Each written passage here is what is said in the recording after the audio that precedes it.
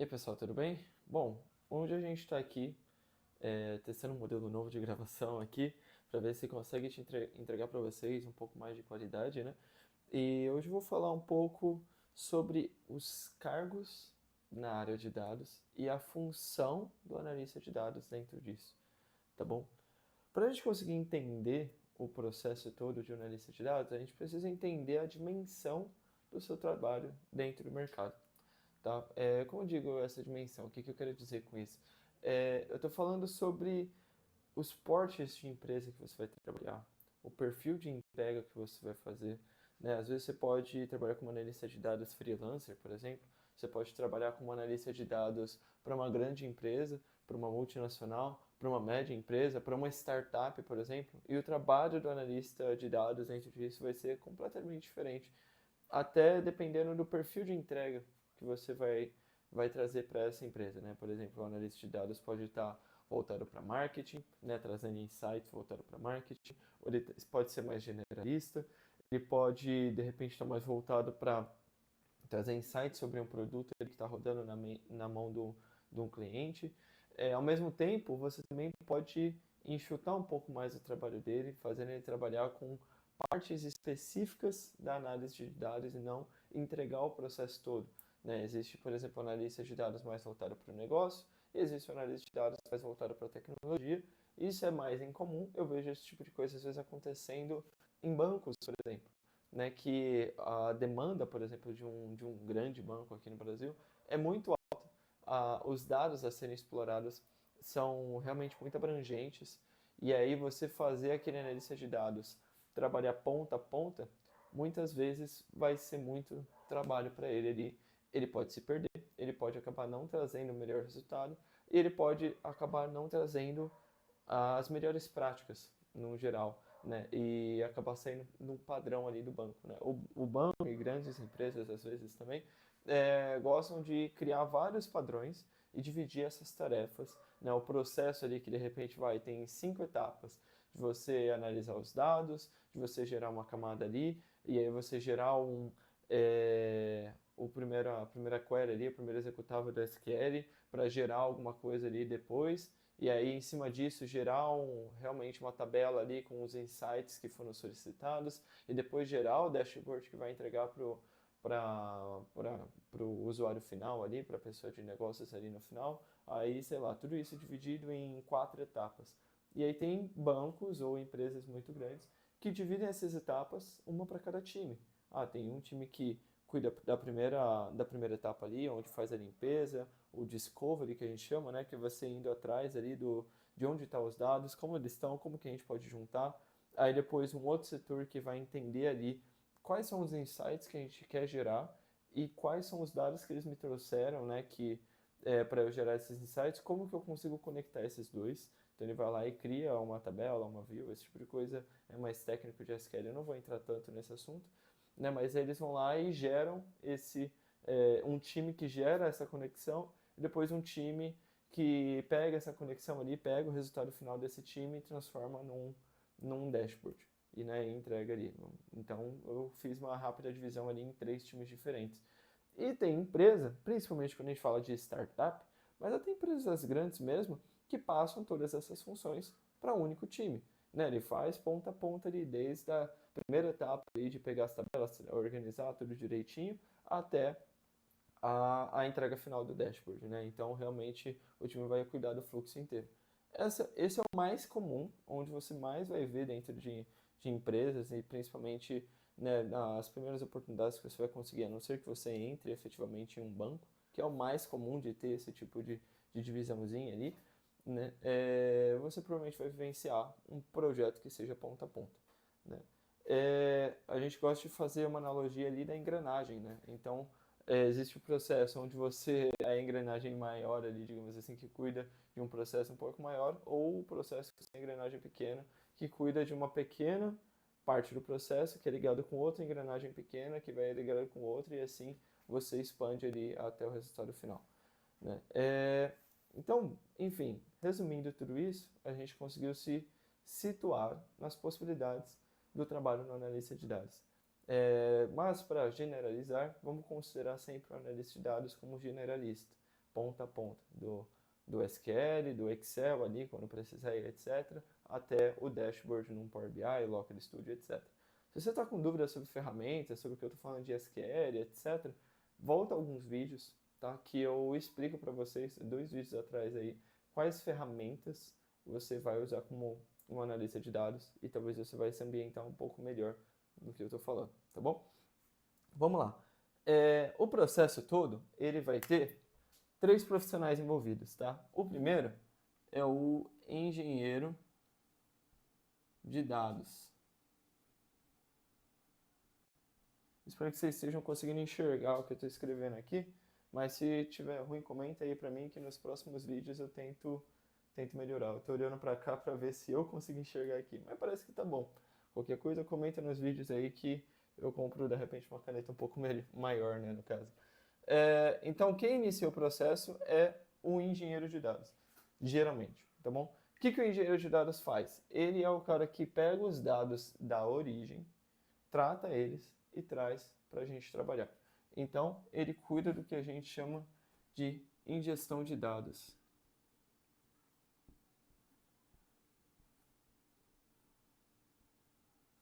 Tá? Bom, vamos lá. Então, ele é o cara que cuida de injeção de dados. Essa injeção de dados, basicamente, eu vou desenhar aqui embaixo para vocês, é ele pegar os dados de uma origem e jogar para um destino. Tá? Como é que é o processo, né? Dele tirar da origem e jogar para o destino. O que é, na verdade, essa origem, para eu conseguir explicar um pouco melhor para vocês? A origem pode ser qualquer lugar que os dados são salvos, né, de um ponto específico. Por exemplo, imagina que você tem um aplicativo. Você trabalha, por exemplo, para o iFood, por exemplo. Né? O aplicativo do iFood, quando você faz uma compra, quando você faz um cadastro, quando uma loja nova entra lá e cadastra um produto e etc. Tudo isso vão gerar dados. Esses dados vão ser salvos no banco de dados. E esse banco de dados vai ser a origem. A gente vai tirar os dados desse lugar e jogar para o ambiente que o analista de dados vai trabalhar.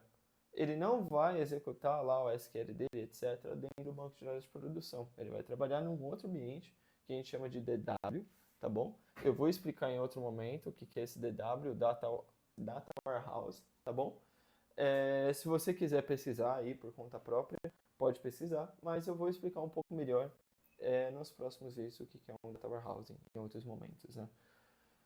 Então, beleza. Então, o Data Warehouse é um ambiente onde o analista de dados executa o SQL dele ali para rodar as consultas analíticas, certo? Esse é o destino que o processo de injeção de dados trabalha ali, né?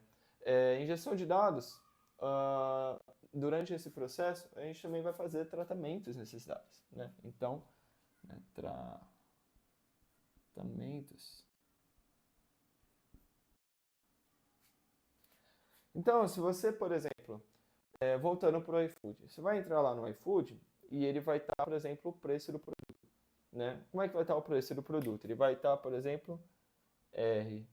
Opa, meu R ficou feíssimo. R cifrão. Dá pra ver daqui? Dá pra ver. R$10. RUS cifrão aqui, R$10. Certo? Ele não vai estar com esse R ou esse cifrão aqui? Isso está transformando esse campo em um texto. Porque tem esses caracteres que são de texto, não de número, né?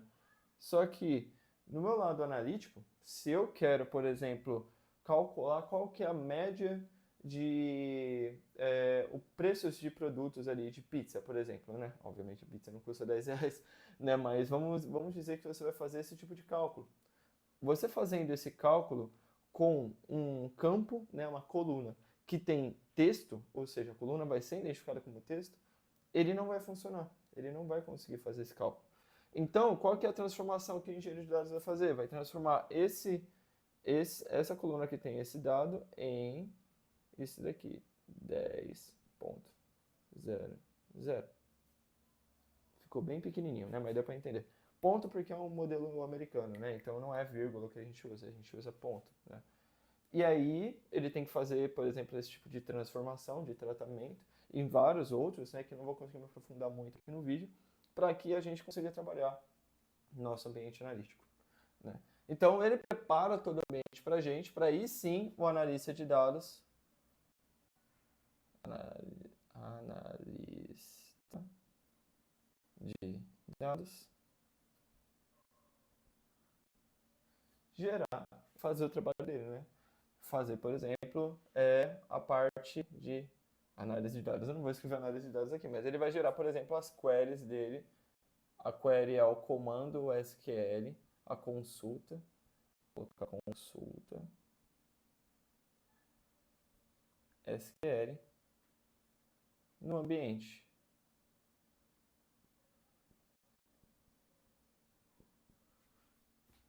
Tá? Então, dentro desses resultados que ele gerou, o analista de dados vai executar o que a gente chama de query, que é um código SQL que faz a consulta e traz os dados que a gente quer do jeito que a gente quer. Né? Se você quer aprender o SQL, tem vários vídeos aí no YouTube que explica a respeito dele por aí. Eu já coloquei na lista, né, do vídeo passado o SQL como uma ferramenta importante, né, uma linguagem importante para vocês aprenderem. Então é importante que vocês comecem pelo SQL. Né? O Excel, eu acredito que muita gente já tem uma visão legal sobre o Excel. O SQL, eu acredito que você vai ter que pegar um pouco do zero. E a ferramenta de visualização, por exemplo, o Power BI, é uma ferramenta mais intuitiva. Você vai acabar pegando mais fácil.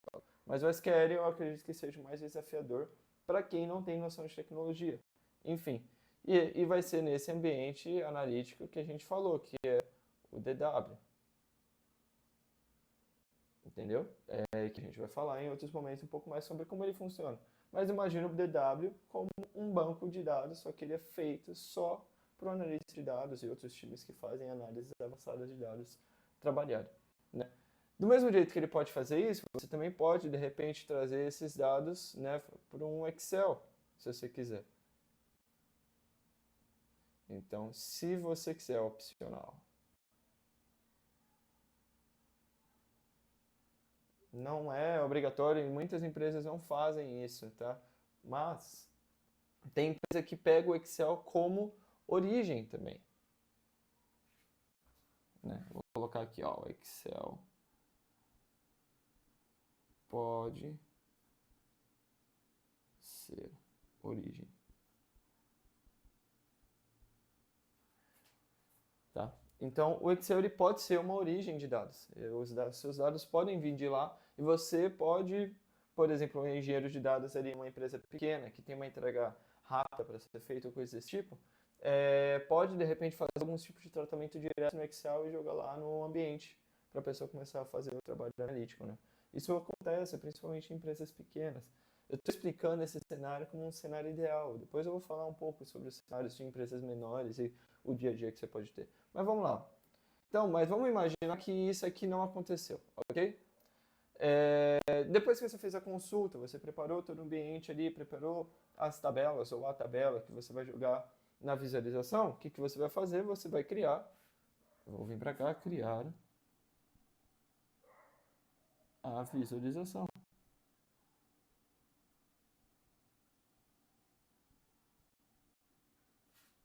Isso aqui é a visualização, porque agora você vai fazer o seu resultado final. E o seu resultado final ele é a visualização, porque é isso que vai para um time de negócios, por exemplo, né? É a entrega que você faz para o time de negócio. Anotar negócios. Ou qualquer time relacionado a isso, né? Então, a sua entrega final, teoricamente não. A sua entrega final, geralmente, a maioria das vezes, 99% das vezes, vai ser uma visualização, né? A não ser que seja alguma coisa muito específica. Né? Um exemplo específico é, por exemplo, você entregar uma coisa, uma tabela ali para um time de ciência de dados, para gerar uma inteligência artificial, ou para algum sistema, ou para alguma API para consumir os dados de alguma coisa. Pode acontecer, mas é mais específico para alguns modelos de negócio específicos, né? Então não é o caso dessa situação. Esse é o cenário que a maior parte das empresas médias e grandes vão viver. O engenheiro de dados fazendo todo esse processo aqui, que a gente chama de ETL. Então, vou colocar até aqui em cima. ETL. Se você já pesquisou um pouco sobre a área de dados, talvez você tenha visto um pouco sobre ETL, né? Que é extrair, transformar e load, né? Carregar, né? Extract, transform and load. Extrair de um lugar, a origem, transformar e depois carregar em um destino. É o processo de ETL que o engenheiro de dados geralmente faz. E aí, nesse destino, que é o DW, é o ambiente que você vai fazer a sua query, gerar uma tabela e conectar ela com a sua ferramenta de transformação. Ou de visualização, tá bom? Então, beleza. Até aqui, espero que vocês tenham entendido. Deixa eu apagar que agora eu vou explicar outro cenário.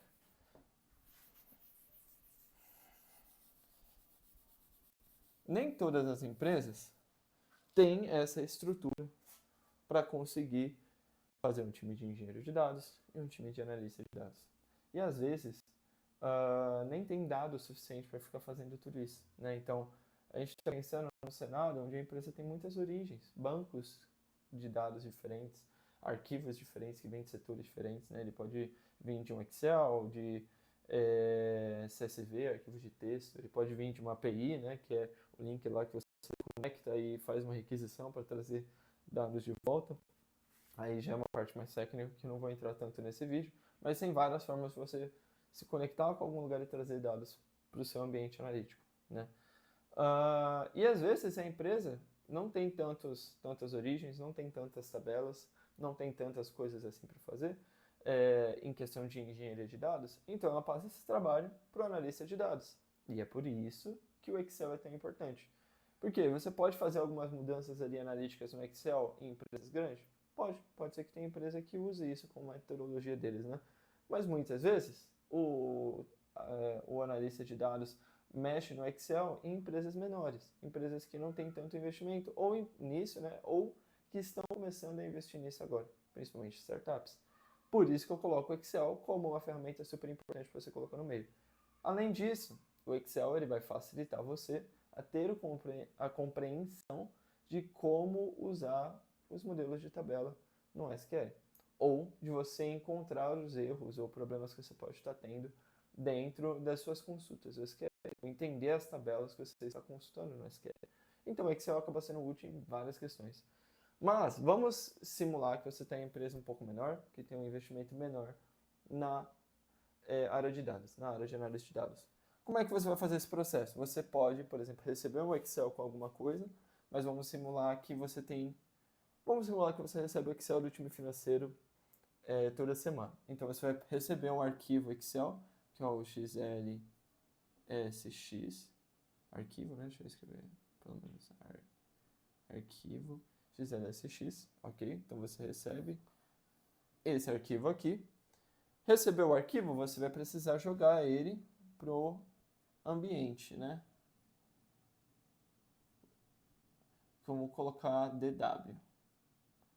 Eu estou falando DW também, mas eu sei que tem muita empresa que usa um banco de dados mesmo, como qualquer outro, para salvar esse tipo de dados e fazer a parte analítica lá dentro. Mas o recomendado é DW. Não, o DW, inclusive, geralmente é em conta. Não em todas as ferramentas de cloud ou coisas desse tipo, mas, por exemplo, no GCP, a gente tem o BigQuery, depois se você quiser dar uma pesquisada, né? Ele é um DW e ele é bem em conta. Então, talvez não valha muito a pena. Em outro momento, a gente vai falar um pouco também sobre isso, fica acompanhando o canal aí. Então, esse ambiente, que é onde você vai executar o SQL,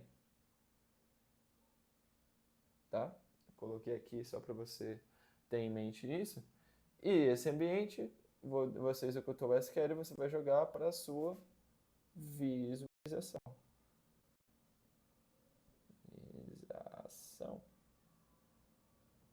Ok? O que é a sua visualização?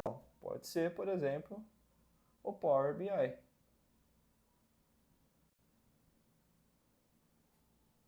E esse é o trabalho. Ah, mas qual que é o propósito disso? Bom, imagina que você trabalha no iFood. Vamos continuar no exemplo do iFood. Por que eu faria todo esse processo com várias vezes? Como é que eu teria trabalho todos os dias aí, por exemplo, para fazer tudo isso? Parece um processo bem simples, mas não é. Quanto mais origem de dados tiver, mais difícil vai ser. Mas, além disso, quanto mais coisa você tiver que monitorar, mais desse processo você vai precisar fazer. E é muito comum que uma empresa que está investindo em análise de dados monitore o máximo de informação possível sobre a empresa.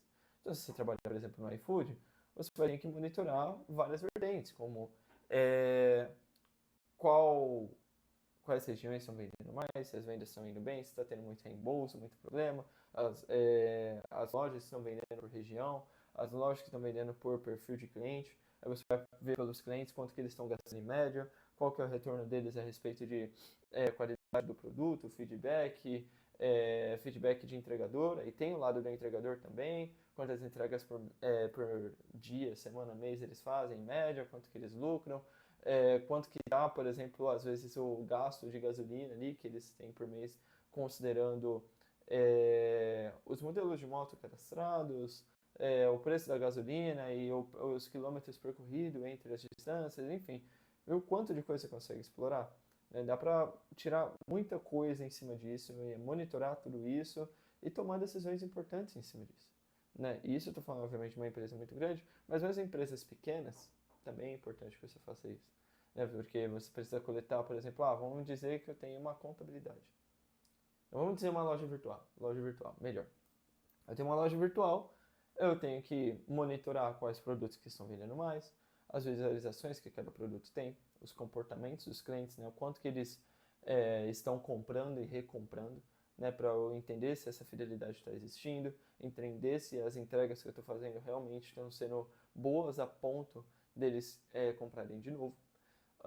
Aí eu vou ter que calcular o ticket médio em cima disso, qual que é o meio de pagamento que eles estão comprando mais. Então, imagina que eu estou dando a opção de parcelar no cartão de crédito, eu faço uma campanha que 10 vezes sem juros e aumenta minhas compras no cartão de crédito. Se eu não monitorar, eu não vou saber. E aí eu poderia perder uma oportunidade de vender mais, entendeu? Eu poderia mexer um pouquinho no preço do produto para aumentar a quantidade de parcelas sem juros sem afetar o meu lucro. E aí também gera monitoramento na parte financeira, então da logística, de estoque, de várias outras coisas, de funcionários que eu estou tendo, de imposto, de coisas que eu estou tendo gasto no geral ali, e entender se está valendo a pena e quais promoções eu posso fazer. Pô, então inserir frete grátis para compras a partir de R$ 200. Aí eu fui ver o gasto que eu tive oferecendo o frete grátis e eu saí no prejuízo só por causa do frete grátis, porque eu não calculei bem o quanto que isso aí seria benéfico para a empresa ou não. Então, esse tipo de coisa faz total sentido você monitorar. E, como disse, é um e-commerce. Eu não falei quantos funcionários tem. E todas essas informações são importantes. Podia ser um e-commerce que só tem você, por exemplo. A única coisa que você ia cortar é o monitoramento de quanto você gasta com funcionário. Porque você ainda vai ter que monitorar os gastos com ferramentas, com logística, por exemplo, frete grátis, ou se você está dividindo isso, ou se você leva para algum lugar, ou coisa desse tipo, com a parte de taxas de pagamento, com a parte do seu estoque, enfim, várias outras coisas. E em cima disso, todas as outras informações ainda vão valer a pena. Você tem que testar a questão de juros, vendas, produtos que estão vendendo mais, campanhas de marketing digital aí que eu estou fazendo, nas redes sociais, etc. Quanto que eu estou gastando, quanto que eu estou trazendo de retorno, quanto que está tendo de visualização, quanto que está tendo de carrinho abandonado. Tudo isso são visualizações diferentes. Você pode até juntar algumas informações em um único dashboard. Mas viu que esse trabalho ele vai se tornando cada vez mais longe, ele vai aumentando cada vez mais. E, pô, agora coloquei lá na Shopee os meus produtos. Mais um dashboard para você olhar. Você precisa ver ou comparar ali o que está rolando na sua loja própria, na Shopee, depois no Mercado Livre, depois no Instagram. Aí a conta tem um vendedor, aí agora você está vendendo direto ali pelo WhatsApp, vai ter que monitorar isso também. E assim por diante. E o negócio vai indo cada vez mais longe, tem muita coisa para fazer. E eu estou falando de um modelo de loja pequeno, porque até uma loja que tem, por exemplo, muitos funcionários, vai precisar de mais visualização ainda, entendeu? Eu digo pequeno porque eu estou falando de uma loja, por exemplo, no cenário que você trabalha sozinho, né? Que você é o cara que vai criar essa análise. Ou você vai contratar alguém, ou você foi contratado para fazer essa análise, para essa loja que só tem uma pessoa, por exemplo. Então é isso. E aí, isso me leva a outro ponto, porque você pode fazer todo esse trabalho, por exemplo, como um freelancer. Não necessariamente você precisa fazer isso para uma empresa. E essa entrega aqui, ela pode existir para um cliente seu. Né? E você pode entregar isso para pequenas e médias empresas, para várias coisas diferentes. Vou te ajudar a ter uma visualização melhor do fluxo de caixa. do seu marketing da empresa, do seu fluxo de estoque aqui, etc. De como está o fluxo de compra ali, as taxas e como você pode melhorar as vendas usando uma visão ali de promoções com tantas vezes sem juros, frete grátis com tanto aí, não sei o quê, e tomar decisões assertivas. Tá? E isso tudo aqui vai funcionar para esse modelo ou para o modelo de uma empresa grande. Você percebeu? Pô, eu posso só pegar um arquivo Excel. Eu exporto lá de tal lugar um arquivo Excel e gero esse ambiente aqui para mim. Dá para você fazer isso por conta em um pequeno negócio ou fazer isso com um time em um grande negócio, por exemplo. Ok? Bom, essa é a visão, ok? Sobre como é o dia a dia ali do analista de dados e em diferentes cenários, né? Obviamente tem vários outros cenários, mas não dá para explorar todos eles aqui. Mas, enfim, agradeço bastante pelo apoio. Vou pedir para você comentar aqui embaixo o que você achou desse modelo de gravação, se deu para enxergar bem tudo que eu escrevi, se deu para entender bem tudo que eu expliquei também. E é isso, obrigado por assistir aqui novamente. Valeu.